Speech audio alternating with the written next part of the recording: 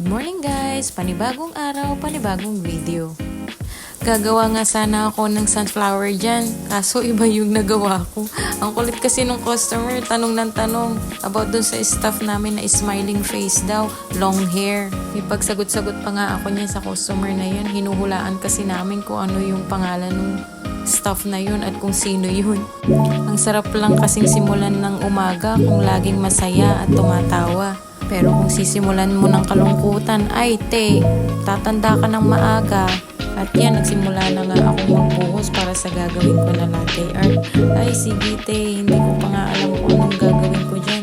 Pero yan, imbis na sunflower yung gagawin ko, yan yung nagawa ko, swan, parang hindi naman swan. Pero okay na din. First time ko nga palang mag-voice over, kaya parang nabubulol-bulol ako. Pero guys, panoorin nyo pa rin hanggang dulo.